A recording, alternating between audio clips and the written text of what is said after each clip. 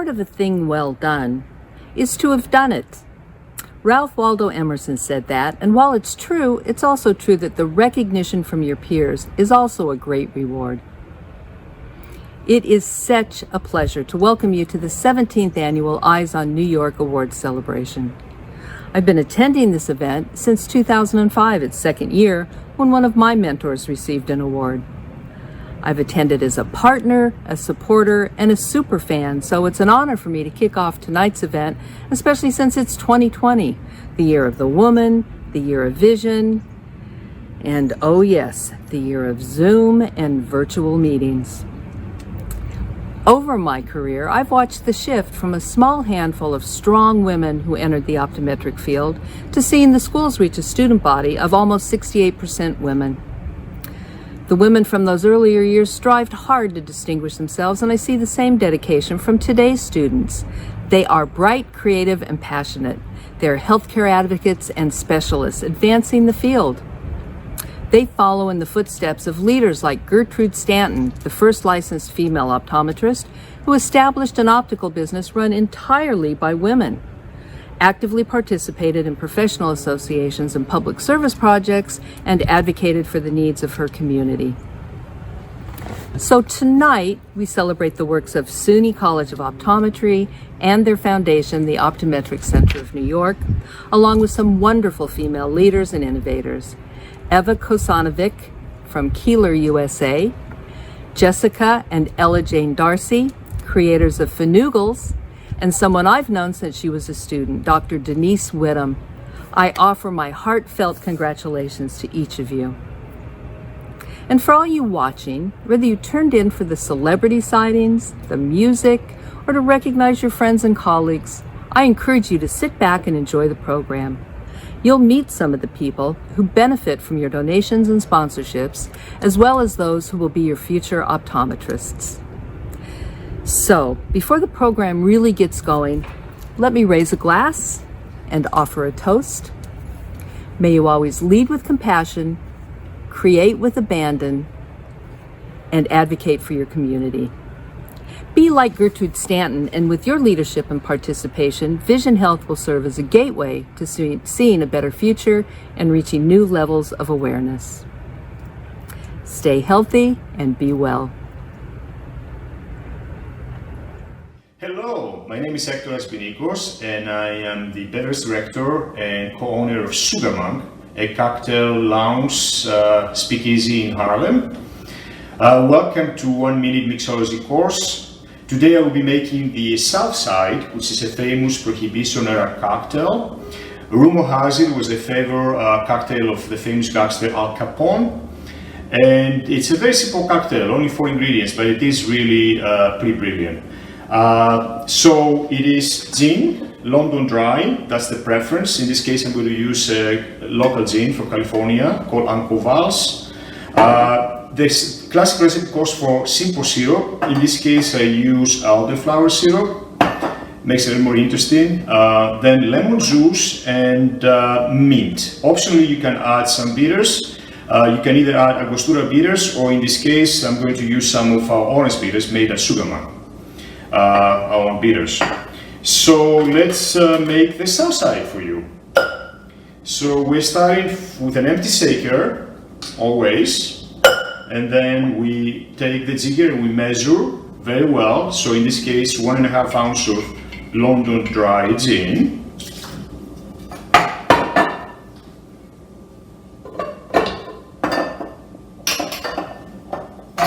Then 1 ounce of elderflower syrup.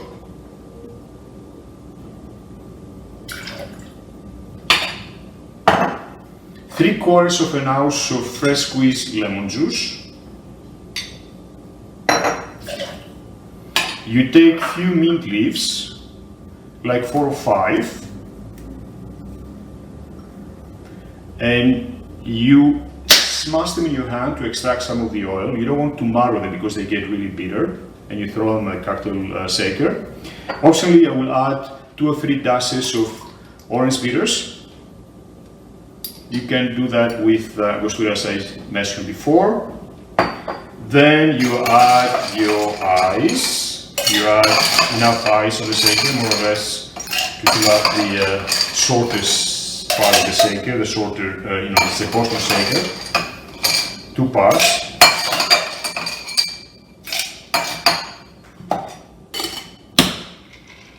You shake well.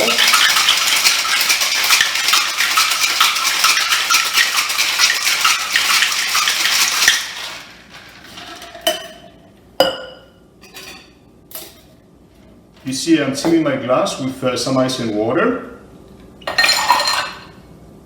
It's nice and cold. And then I take a strainer and I double strain.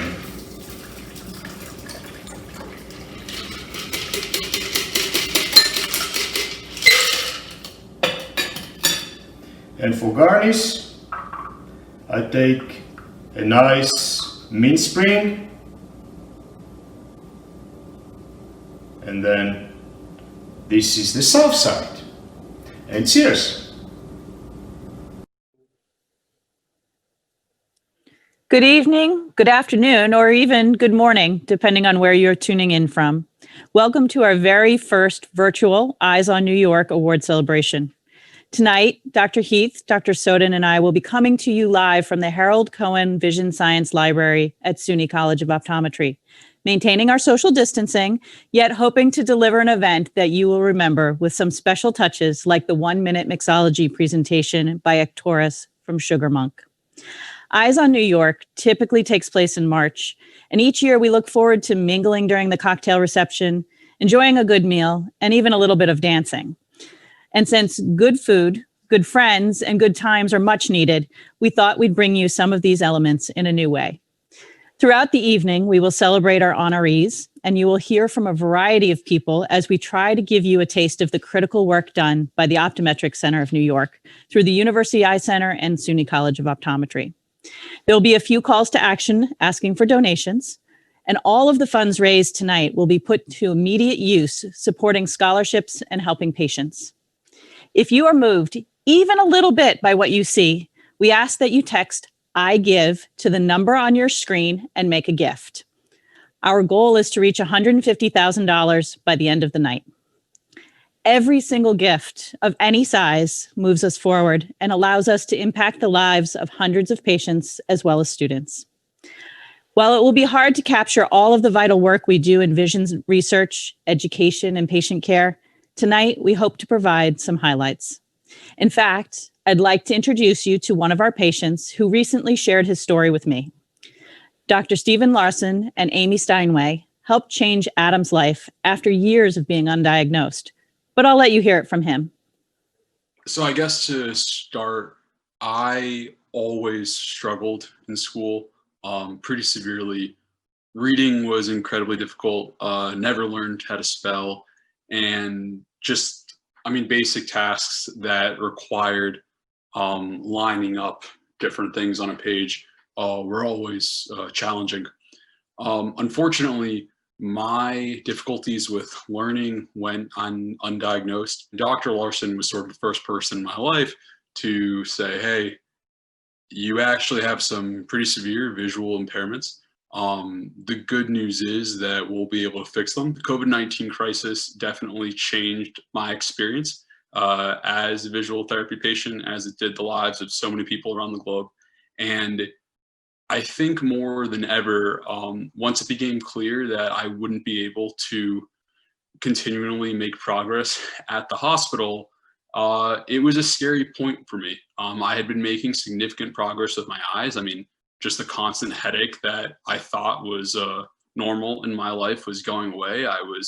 Reading became so much easier. Really these positive signs, and it seemed that the end was in sight, and then we sort of got hit with this wave, and it looked like I might lose a lot of the progress, if not just entirely coming to a halt.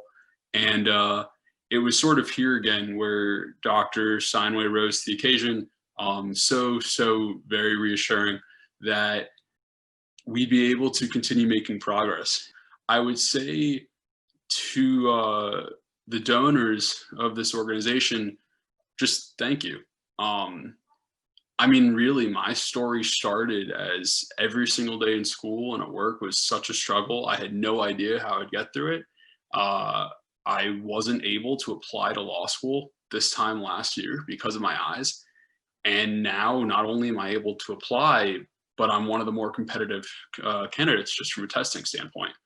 And the confidence I think I've received from bettering my eyes has been incredible. And I'm so excited to pursue the career that I always wanted to, but also just being believed and being supported throughout one of the more difficult diagnoses of my life. It meant the world to me. So for all the work that I was able to do at the hospital and for everything I do moving forward, I won't forget that it took a village to see me through this year and through this year of treatment. And that work and that expertise and that incredible bedside manner, that starts with you donors. So truly, whatever happens next, I can't thank you enough. Thank you all for joining us this evening. On behalf of the entire Optometric Center of New York Board of Trustees, we are so pleased to welcome over 250 people to share in tonight's festivity.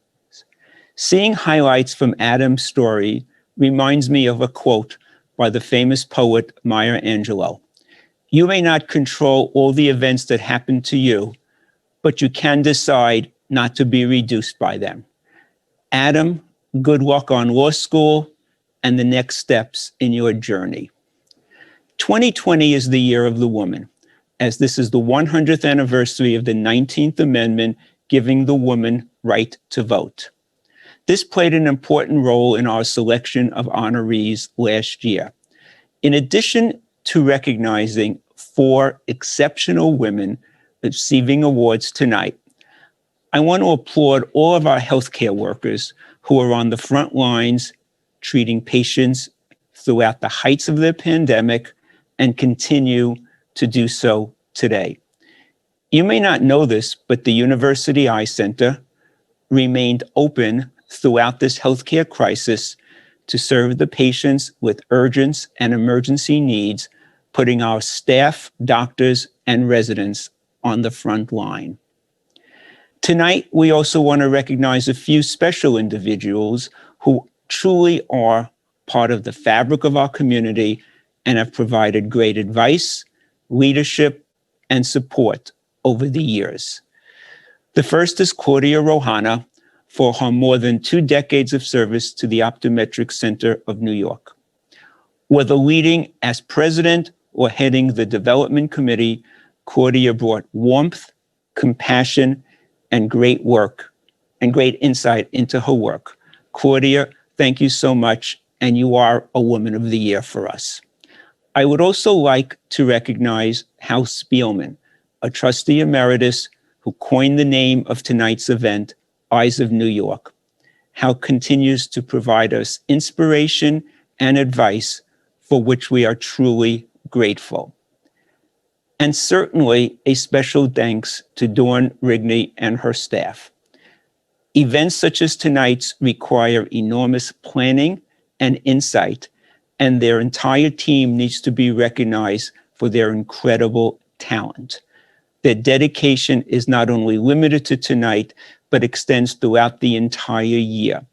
The work they do for the Optometric Center of New York and the college is outstanding, and I thank Dawn and her staff for all they do. Sadly, we also lost a few special people this year, even before the pandemic.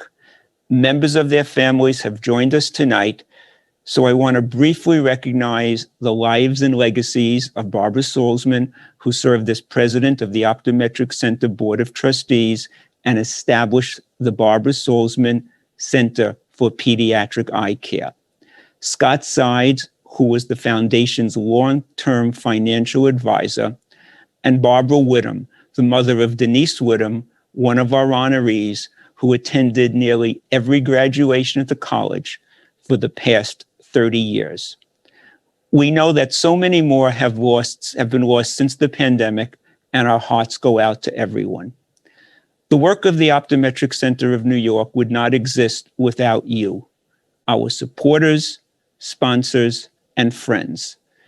From the patients we help and scholarships for students to support for research and clinical facilities like our new pediatric center, your donations are the catalysts that move us forward and provide the flexibility to adapt in changing times. For that, the trustees of the Optometric Center cannot thank you enough. While we hope to give you a tour and ribbon cutting in the future, for now, here's a sneak preview at the new Pediatric Eye Care Center. Hello. I'm very excited to be able to share with you today the Barbara Saltzman Center for Pediatric Eye Care. This new pediatric center has been 5 years in the making, cost $3.3 million. It occupies about 5,000 square feet of the 10th floor of our facility. One of the key features of the Center for Pediatric Eye Care is our ability to collaborate with other professions. The clinic is designed so that every examination room has two entrances. One is the public entrance, which actually has a wall of electronic glass that can be either transparent or opaque. The other is the entrance into what we refer to as the collaboration zone. It's a center core where staff, faculty, and students can collaborate with other healthcare disciplines, whether it's social work, OT, dietitians, you name it. We can basically bring them all together to create a total and a holistic approach to pediatric care, and to help with the coordination of care for not only the patient, but their families. We also actually have a consultation room that allows us to introduce families into some of the clinical research we're doing in the Clinical Vision Research Center. And we also have a chill room, which allows those children with hypersensitivity to isolate themselves from what is a very stimulating environment. We think that we've designed this center to really be able to be the future of pediatric eye care. And we have a very exciting and dynamic faculty who are excited to begin that process and take that trip. Thank you very much.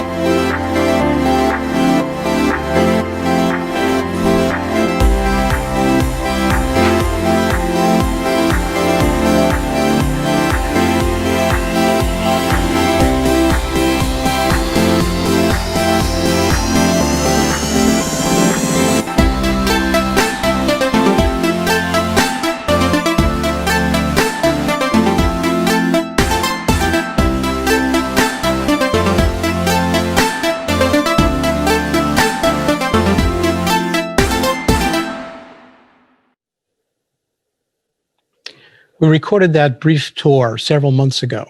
And even since then, there have been some wonderful additions to the decor and the dispensary, including a portrait of Barbara donated by her family. In addition to providing exceptional eye care, the team in the Barbara Saltzman Center for Pediatric Eye Care has truly made the space amazing. Again, we look forward to giving tours at some point in the future and hope you'll visit us to see this great space. The impact that the college and the University Eye Center have upon the lives of both our students and the public we serve is remarkable. 2020, the year of vision and the year of the woman, has been an interesting one and certainly not a year that we would have planned. Fortunately, the college was in a strong position to be able to adapt and persevere through the challenges presented. Rather than focus on all the changes that we've gone through and are still going through because of the pandemic, let me share a few quick facts with you. Over 50% of all practicing optometrists in New York State are graduates of the college. In a normal year, we support over 250,000 patient visits across our clinical network, with over 70,000 of those provided here on site through the University Eye Center. Our clinical care covers a broad spectrum from comprehensive routine care to vision therapy and learning disabilities to complex eye disease and chronic conditions across all ages. The most challenging cases are often referred to our University Eye Center by other doctors.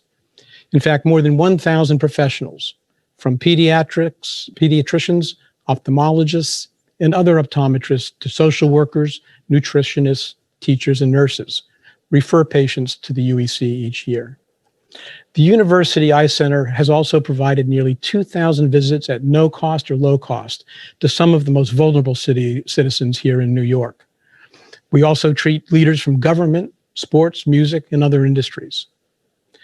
Our research have received patents and have partnerships with industry and have more than 30 active grants supporting their work. Indeed, by the end of the year, our Clinical Vision Research Center will log 20 patient-based studies, a record number for the year. The college also provides over $1 million in support to our students through grants and scholarships. Over $300,000 of that support is directly through scholarships provided by the Optometric Center of New York. Unfortunately, this actually only covers a part of the need as we endeavor to ensure that optometric education remains affordable for all students. Speaking of our students, they are truly committed to volunteer service. They provide nearly 4,000 hours annually in community service work both locally and through mission work around the world. Our community outreach office supports over 6,000 New Yorkers each year through screenings, homebound visits, support groups, and other events. These are just some of the ways in which we are making a difference in the lives of our community, both here in New York City and around the globe. 2020 has taught us to be more aware of the world around us as well.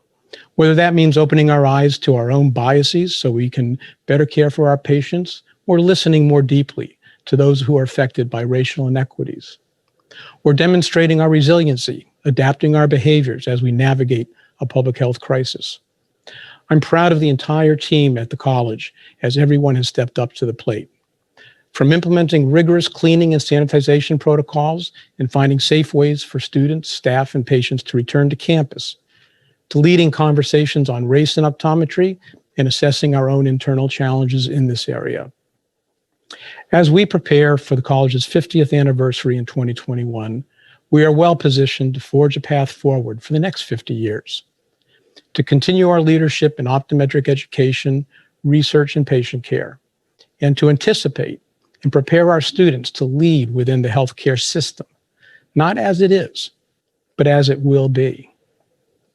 A milestone such as our 50th anniversary gives us the opportunity to create our vision for the future, or perhaps at least for the next 50 years, as we continue to adapt to the changing world, persevere through challenges, and celebrate the accomplishments of many. It's now time to focus on tonight's honorees. 4 remarkable women who are paving the way to the future in eye and vision care. As I'm sure many of you wish to offer your congratulations, remember you can do so through our social media, which appears on your screen. While the focus on the Year of the Woman and even the Year of Vision has been overshadowed by other events in 2020, we are pleased to honor this talented and dedicated group of women. They have demonstrated leadership, creativity, and compassion throughout their careers and their lives. Our Eyes on Leadership Award is presented to someone whose contributions to advancing vision care and leading the field have a lasting impact. This year's Eyes on Leadership honoree, Eva Kostanovic, is one of those individuals. Eva's rise to her leadership role as president of Keeler USA represents her ability to establish successful benchmarks and relationships within new industry sectors worldwide. At Keeler, a company that provides solutions and services to optometrists and ophthalmologists throughout the Americas, Eva led the integration of 2 sister companies that increased team and manufacturing capabilities while also advancing Keeler's vision of developing and supplying a wide range of products aimed at creating a world without vision loss.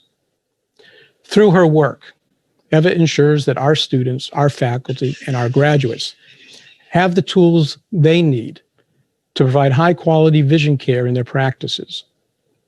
Though you may not be able to hear the clapping or hear the cheering, tonight we have many members of the Keeler team online for this event to celebrate Eva and the great work she has done.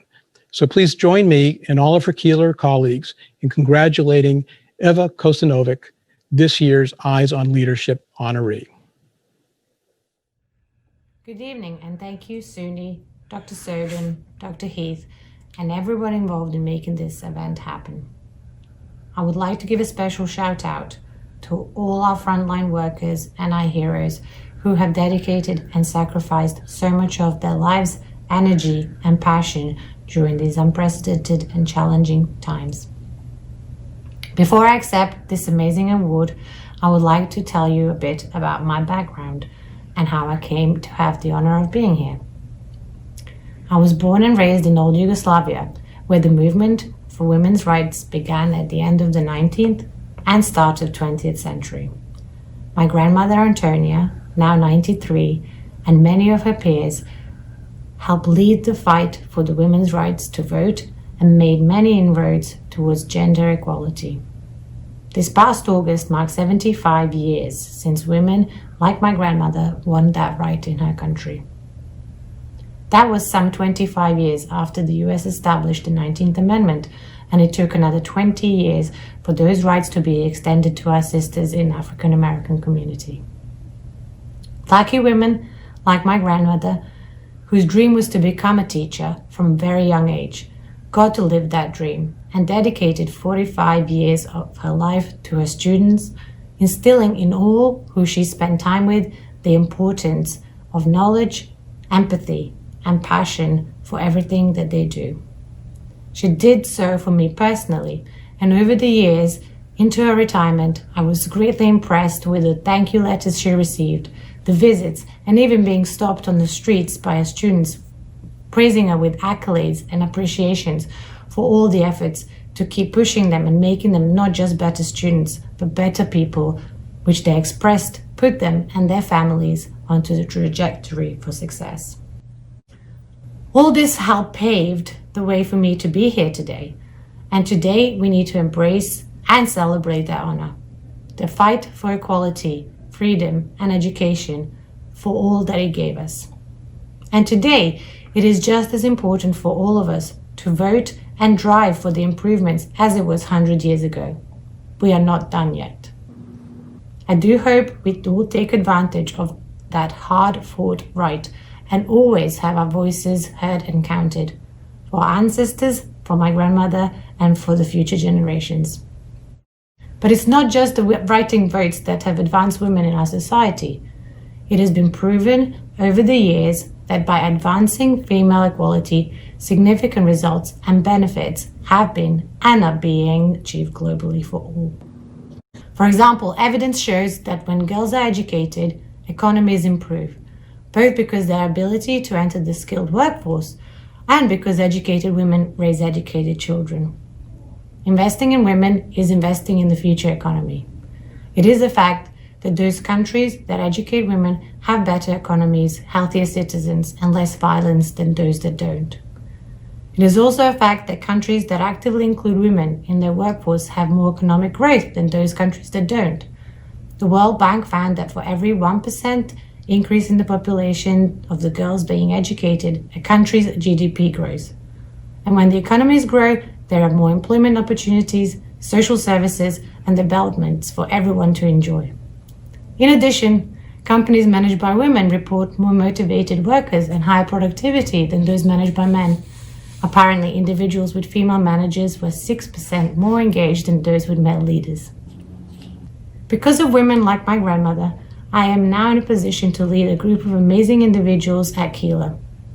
Also, I cannot be more proud of my team's fortitude, agility, and ability to support our business, each other, and all of those in our industry, their communities, and their families. Without their support, I would not be here to humbly accept this Eyes on Leadership Award. I would especially like to give a shout out to all my Keeler ladies who have been on this journey with me. Once again, thank you, Suni, for your recognition. It's truly an honor to receive it from such a center of excellence. Thank you, and good evening. Again, congratulations to Eva. Our next honorees are truly remarkable rising stars who demonstrate creativity and immense compassion. They share their journey as a parent and a child impacted by vision impairment, who turned those challenges into a company with global reach. Ella Jane, who is now 12, asked her mom one day why she couldn't have glasses that matched her mood and style every day. After searching for a solution and finding none, the idea of Finugles, a frame that is easily changeable, was born. In their own words, Finugles doesn't just give children the ability to choose and interchange the color and style of their glasses, it gives them a way to express creativity, assert individuality, and boost self-esteem. And they take this creativity beyond our borders through the mission work helping children around the globe who lack access to proper eye care. We are so pleased to present this year's Eyes of Rising Star Award to Ella Jane and Jessica Darcy, founder and president of Finugles.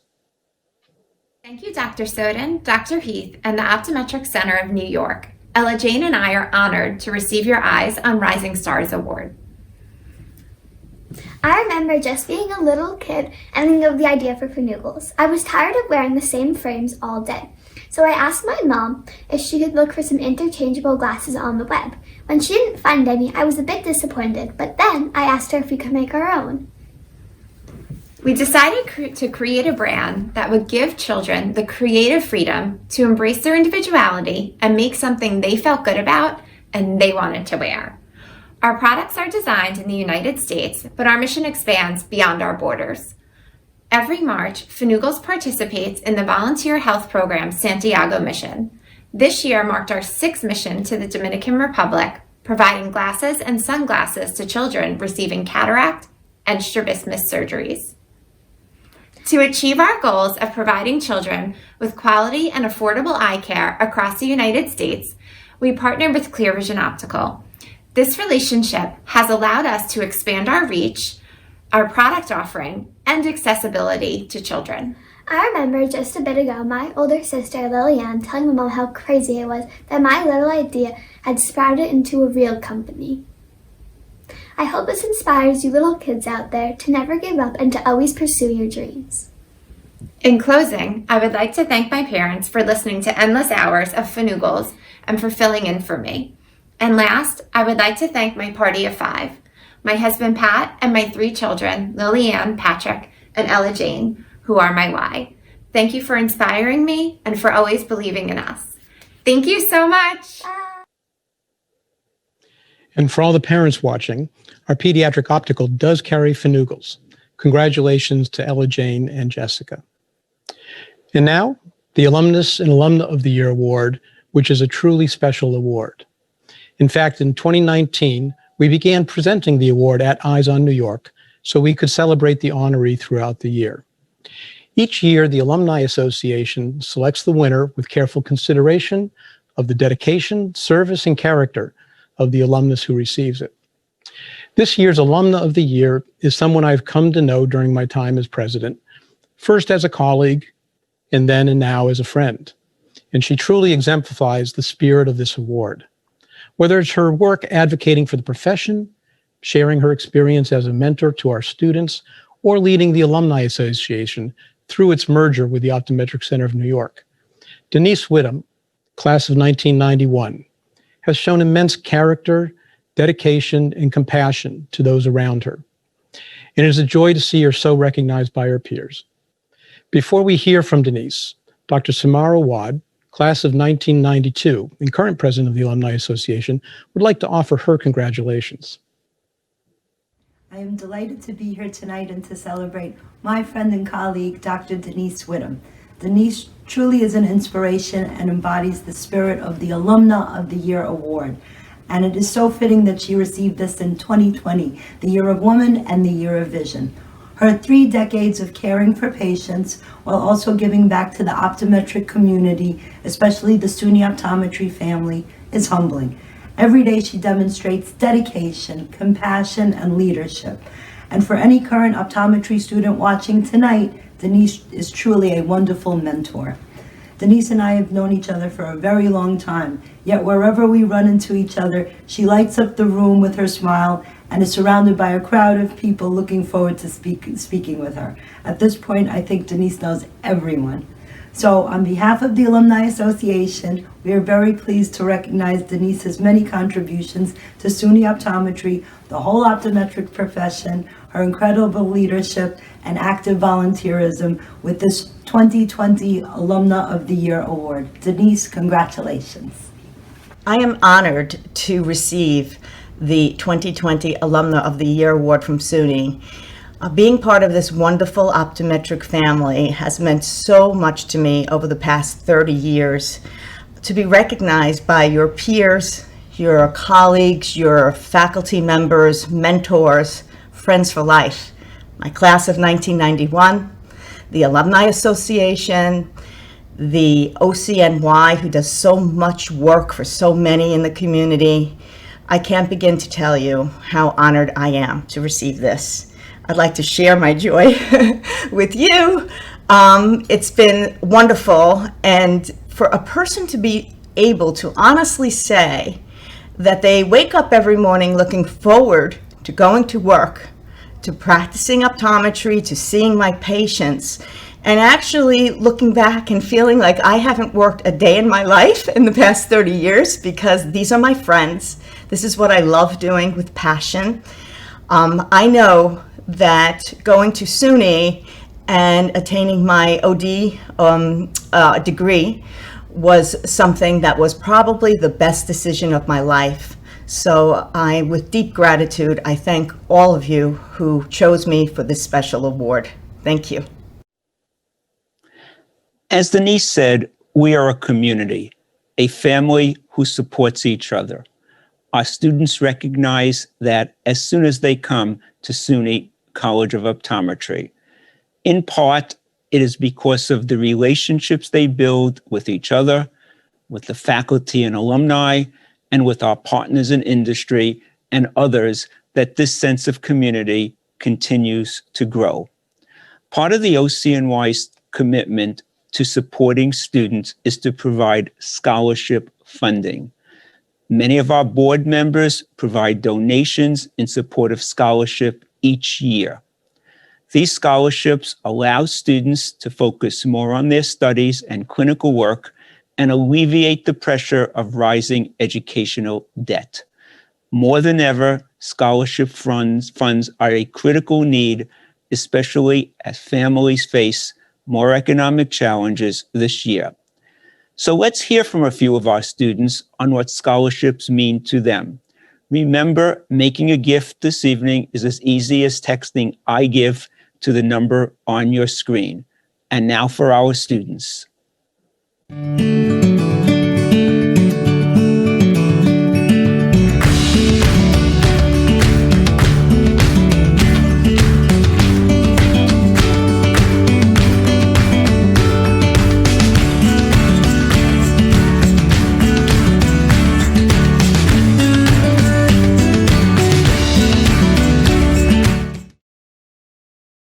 Honestly, the scholarship meant so much to me, and I'm so grateful for it because it really allowed me to consider New York as a real option, because I've always known how New York had a very high cost of living, and the scholarship allowed me to really make my decision based on what was best for my own future and my own needs.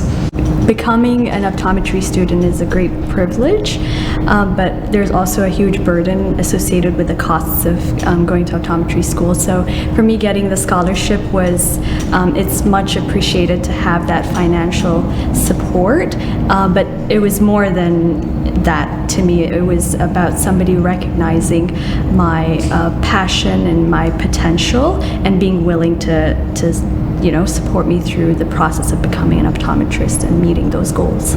I'm very grateful for the scholarship. For me, it's One thing, it helps me ease in that financial burden that a lot of students deal with, but also it means to me that I'm seen as someone that has potential, and that someone believes in me, and that I can really make a difference and achieve my goals and become an optometrist and help people and help their vision. Receiving the scholarship means a lot to me, mainly because my parents are immigrants. I am a first-generation doctorate student.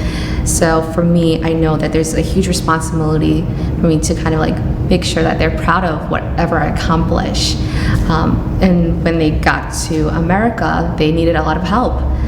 They didn't know what was what, and it was really a community of people that kind of familiarized them into the community. So for me, it's very important in my work in the future to give back to the community that helped my parents, that has helped me.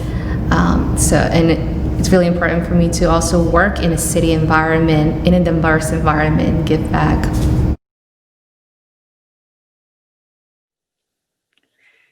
As you can see, you have a direct impact on students' lives through your support.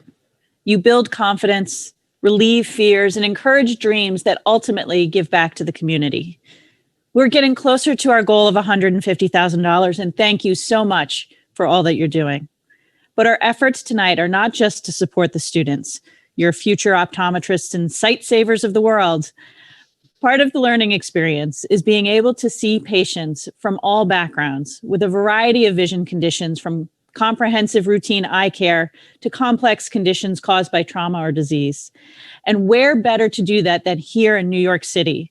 As we know, many New York City residents, along with people across the world, have been financially impacted by furloughs or the loss of jobs or caring for family members.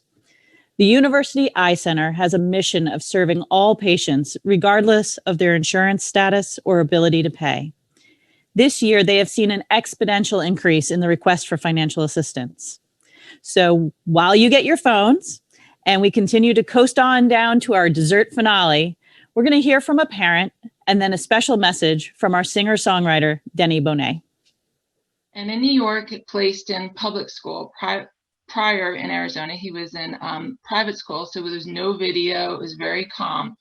Here in public school, you have long hallways, tiles, speckling floor, video in the classroom, and he'd come home with headaches every day. Certain things that, snowing outside, we'd have to close the curtains because the flickering of the snow was bothering him. We saw vision therapy local, and she says, but he's tracking. He was reading above grade level now, and I couldn't keep the books. I still can't keep the books stocked in our house for how much he reads, but he was still having this movement issue. So she recommended SUNY, and Dr. Rutner accepted his referral. And through the testing, certain things that we would say, you could see the wheels working in her brain, and she brought him over to Dr. Cohen's office, and he had the flicker rate test and so forth, which was then very high, and they started to doing other tests and saw what was going on. And as a mother, it's very frustrating. You want you want help for your child, but I mean, how many different people we were looking for help and couldn't find it, and they were finally the ones that found it. But now with the pandemic, I mean, he's on Zooms, he is doing minimal video, and social is a lot better because he's able to interact with kids and able to do school. Otherwise, he would not have been able to do Zoom and so forth. It's amazing that during this pandemic that we then noticed our younger daughter, starting to have behavior issues with Zoom, and we already knew she had some tracking issues, but we knew immediately who to call. And we're very happy that SUNY has been doing telehealth. Otherwise, it wouldn't have worked at all. And she honestly actually has stronger or more troubles with the vision than Eduardo. So we have a long row ahead of us to work with her. But we are so grateful and see the benefits immensely. Hi, I'm Denny Bonet, and I am so absolutely thrilled and honored to be a part of Eyes on New York 2020. Hopefully you've been enjoying a little more about the Optometric Center of New York and the work that they do. You know, vision is one of the senses that people fear losing the most. So let's help them continue to support vision care, education, and research. So here's a little tune to help get you inspired. Well, according to the Pope and the Dalai Lama, Mother Teresa, and Madame Pajama, and according to the Bible, King James Edition, bigger is always better. Bigger is always better. Bigger is always better. Bigger is always better. Bigger is always better.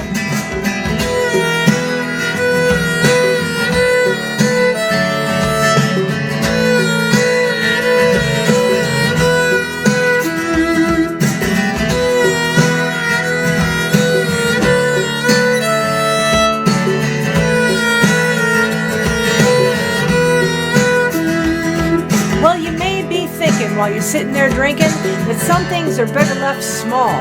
But when you put a lot of small things together, you get something bigger, and that's better. Now, why tell a white lie when you could tell a whopper? Why be a bad guy when you could be a copper? Why be copper when you can be gold? Why be gold when you can be platinum? Why be platinum when you could be a diamond? Why be an island when you can be a continent? Why be incontinent when you can be a planet? Damn it! Come on, sing with me now. Bigger is always better. Bigger is always better. Bigger is always better. Bigger is always better. Breakdown.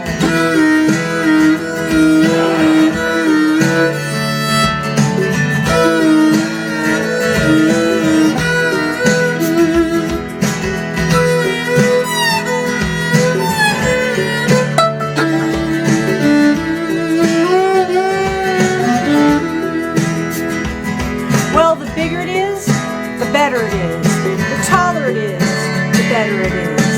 The wider it is, the better it is. The fatter it is, the better it is. The longer it is, the better it is. The higher it is, the better it is. The more that you give, the better it is. The bigger it is, the better it is. Come on now. Bigger is always better. Bigger is always better, don't you know it? Bigger is always better. Bigger is always better.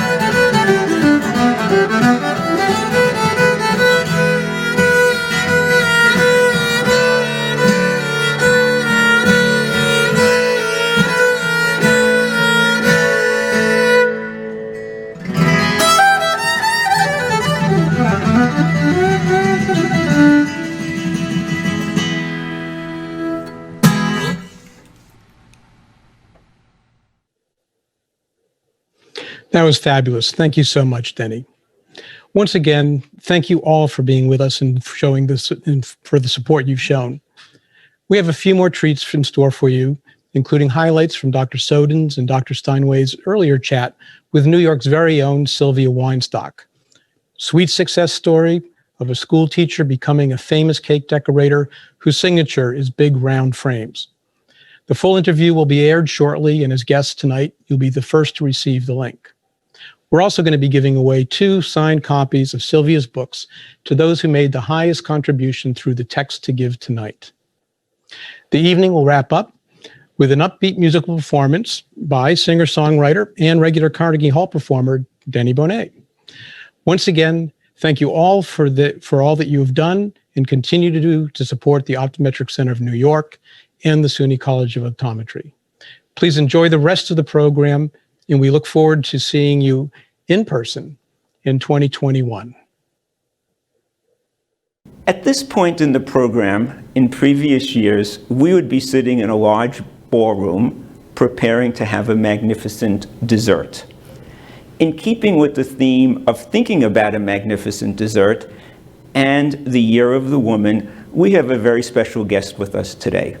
She started her career as an elementary school on Long Island and has become one of the most famous cake designers and cake makers of our times. She has been called New York's Queen of the Cake and the Da Vinci of the Cake. It is my great pleasure today to introduce you to Sylvia Weinstock. So when you're in business for almost 40 years, you've seen a circle of life. It wasn't easy. I will say, for a woman at that time in the food business, there was a great deal of prejudice to overcome. I can remember going to Paris with a wedding cake for an American couple. And we had to finish it and do most of it in the kitchen of the Georges V. And I went down to there, and there were 4 or 5 young French men, pastry chefs. Well, they took a look at this 50-year-old Jewish American woman and said, what could she do? She's not a French, she's not a pastry chef, what is she? Well, they gave me a corner. They weren't particularly helpful, but they did come look periodically to see what was happening. When the cake was finished, and we mounted it up so they could take a picture of it, they were so astounded that they brought out a bottle of champagne to toast me. And they became a signature. If Picasso could sign his paintings, we decided to sign our cakes. So I had a little sugar disc made with my name and the eyeglasses on, and every cake that went out got a sugar disc. And people started collecting them.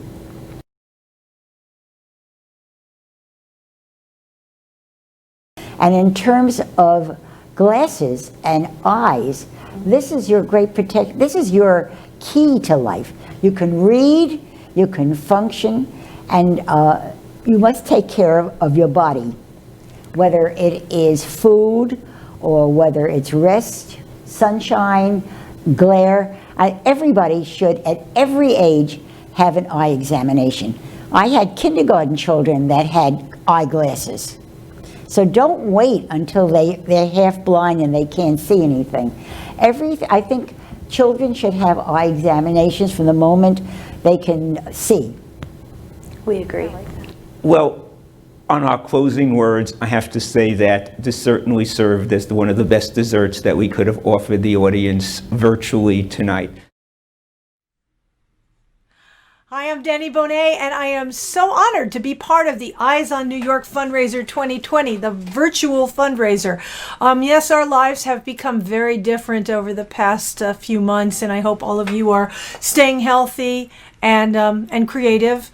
Life has just changed a lot for me personally. you know, I played Carnegie Hall in February and for the 5th time, and that was kind of wild. And this is one of the songs that I played in Carnegie Hall. I'm going to play for you right now. I invited the whole band to come join me, but they couldn't fit in my apartment. So, okay, and we're all socially distancing. So, so here you go. The first song of my set, Primal Dream.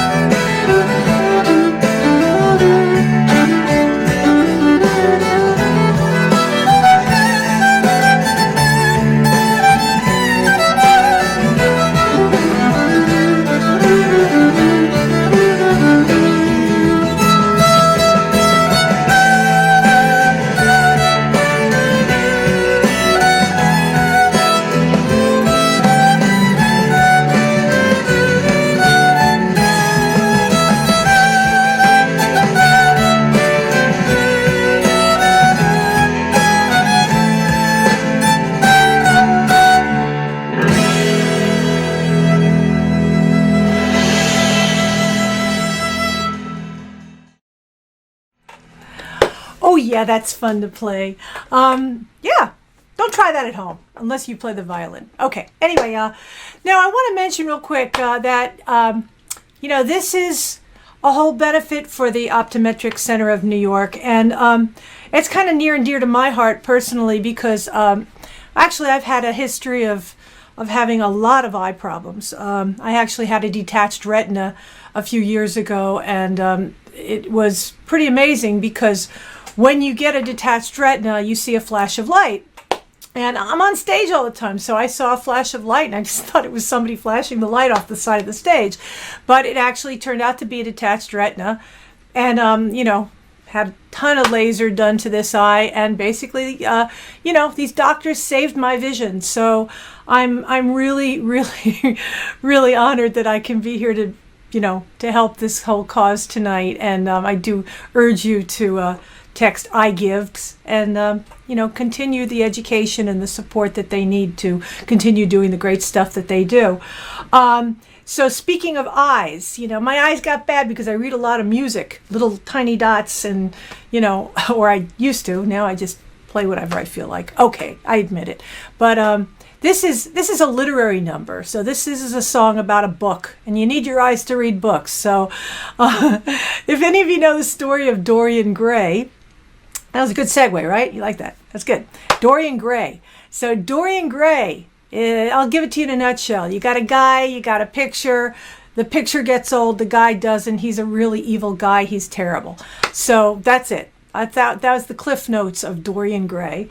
And there's a little song I wrote about the girlfriends of Dorian Gray.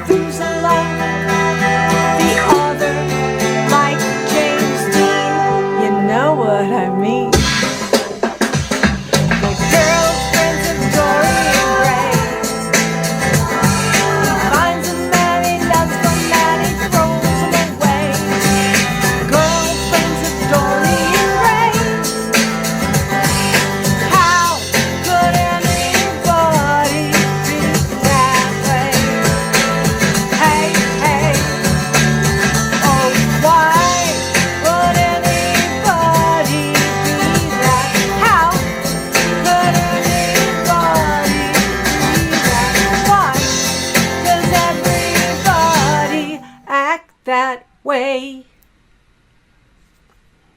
I don't know why, but they do. Sometimes they do, sometimes they don't. Okay, so I'm going to do a song now which is going to be on my new CD, and I'm kind of hoping that that maybe I could sell this to the New York Lottery and make a lot of money and maybe pay for the whole album, which would be a really great thing because records cost a lot of money. So that's a different fundraiser. This fundraiser tonight is for the Eyes on New York, and you should know that you should be texting I Give, EYEGIVE. So anyway, this is a song that you'll hear why I think this should be sold to the New York State Lottery. Any lottery will do. Any state. I'll take it. Anyway, it's another super positive song. It's probably one of my top 5 positive songs. I hope you like it. It's called Why Not You?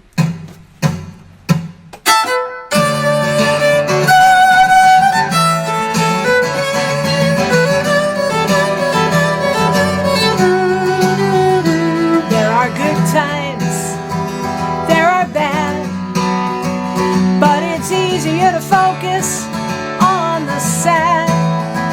Sun in daytime, dark at night.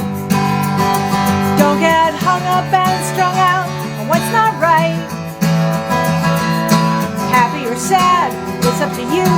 Isn't it better to win than lose? Just depends on which one you choose. Why not you? Why not you? Why shouldn't you be the lucky one that it happens to? Something's got to turn out right. Somebody's dream has got to come true. Why not you?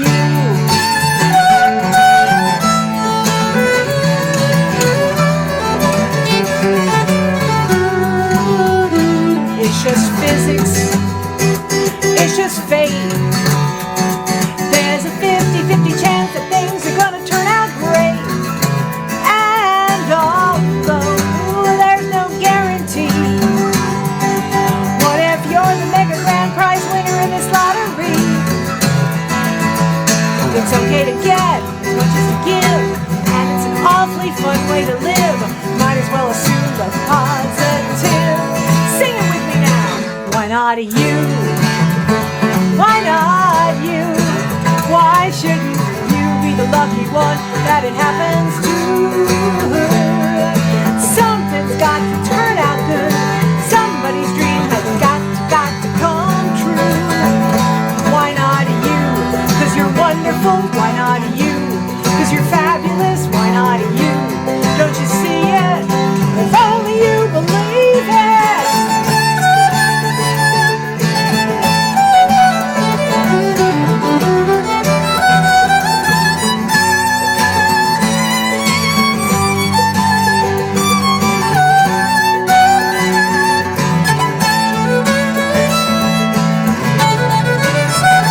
Why not you?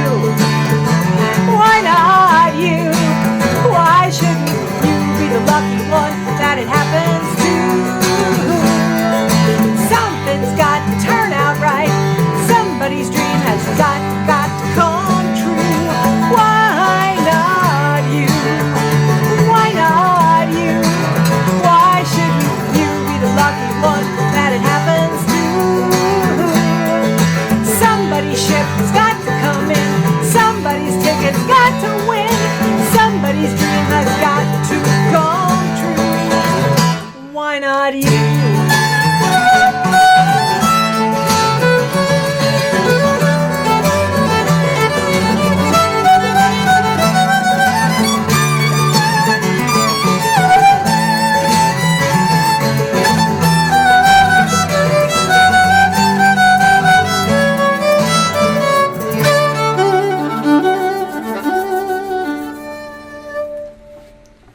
Why not? So here's a little fact. Did you guys know that the College of Optometry, the building on 42nd Street, used to be the home of the Aeolian Hall? It was a concert hall that was, comparable to Carnegie Hall. So I guess there was a couple of orchestras that switched off. They played Carnegie Hall, Aeolian Hall, Carnegie Hall, Aeolian Hall. I played Carnegie Hall. I did not play Aeolian Hall because it closed many, many, many years ago. But it is also where Gershwin debuted Rhapsody in Blue. So there you have it. And so this next song that I'm about to play could very well have been played in the Aeolian Hall.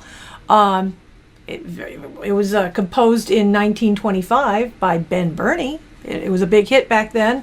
And so there's a very good chance it could have been played there. But I'm going to play it for you guys right now. And it's called Sweet Georgia Brown.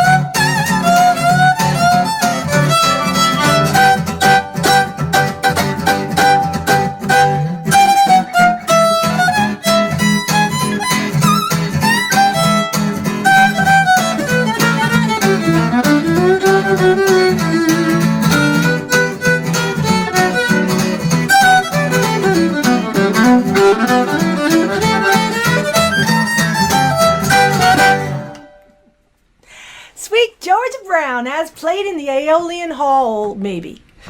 Maybe it was, maybe it wasn't. But either way, could have been, could have.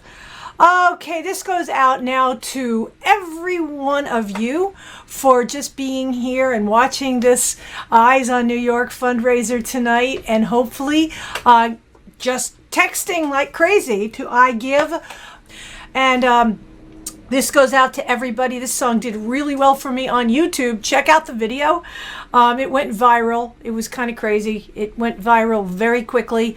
The day we put it up, it started out with 10, 20, 30, 40, 50, 60, 100 200, 300,000, 3,000, 4,000.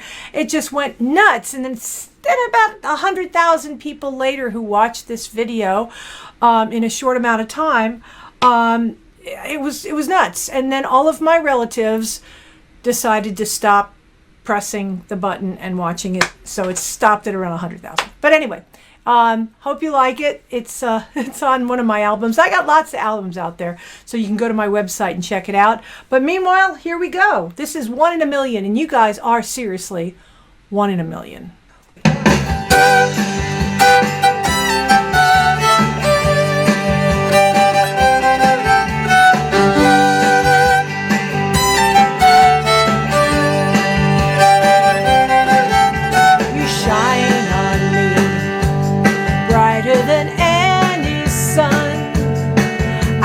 See myself with you. You could be the one. You haunt my dreams. You keep me up at night, hoping we'd be together, 'cause it feels so right. Wish we were physical, but to you I'm invisible. This is so difficult. Hey, I'm 1 in a million girls. What is there not to like? We could be so good, so why am I not your type? Hey, we could go around the world, searching all day and all night. I'm 1 in a million girls, so why am I not your type?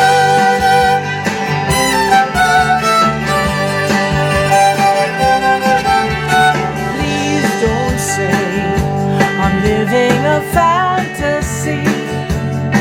There have been so many others, so why not me? I call your name, I hang around your door.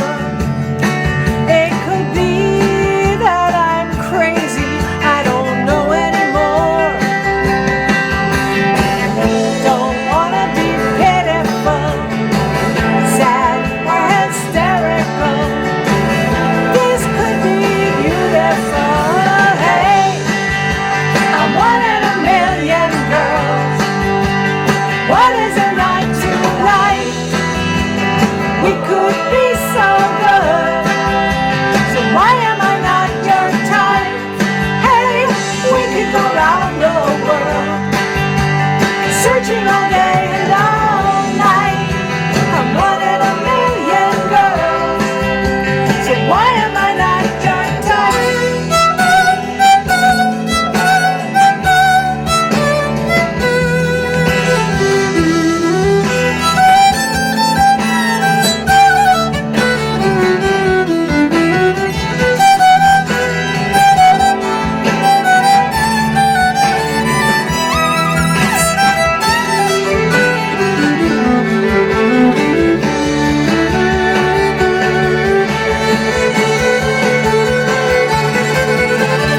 Hey, I'm 1 in a million girls. What is there not to like?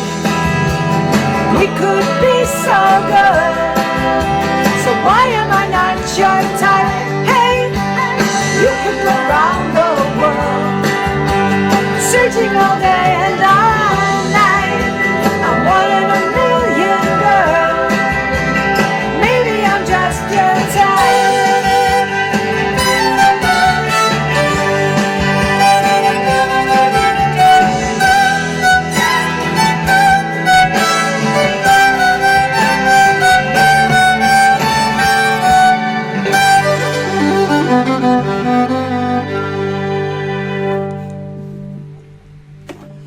Oh, that's right. You guys are 1 in a million. Seriously.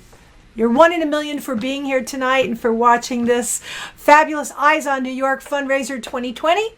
And just thrilled that I've been asked to be a part of this. Once again, don't forget that you want to text EYEGIVE, EYEGIVE, and, you know, I'd say just do it. Do it now. Share that with everybody you know. I am going to leave you with the happiest song I know. And it's, I know these are trying times, and I know that, I just do happy. It's what I do. So, once again, happy to be here. Have a great night, and I wish all the best to the Optometric Center of New York, and to all of you. Stay happy, stay healthy, and please be safe. Here is the happiest song I know.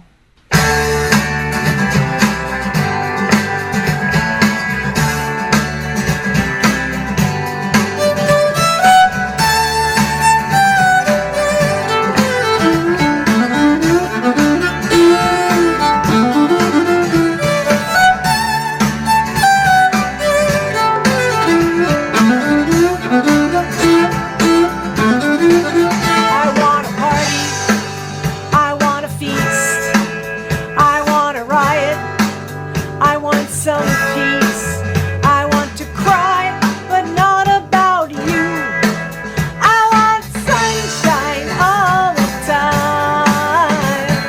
Sunshine all the time. I want to be pretty. I want to be high. I want to be cool. I want new eyes. I want my legs to wrap around you. I want sunshine all the time. Sunshine all the time. That's right.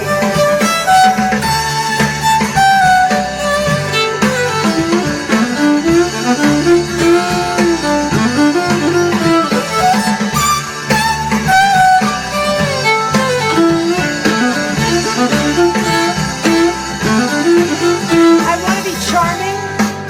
I want to be crude. I want to be a masterpiece. I want to be rude. I want to see you on the ocean sea. I want sunshine all the time. Sunshine all the time. I want to get naked. I want a place to live. I want to get famous. I want to get famous. I want to love you all the time. That's why I need sunshine all the time. I need sunshine, sunshine all of the time. I want sunshine all of the time. I want sunshine all of the time.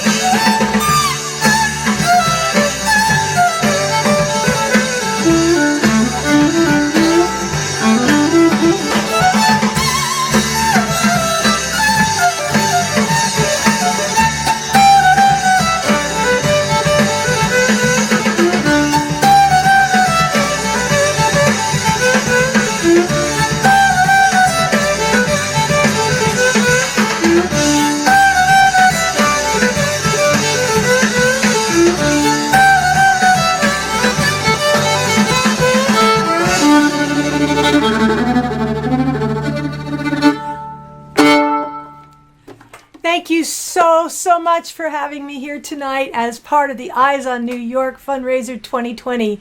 Everyone be safe, be healthy, be creative, and give.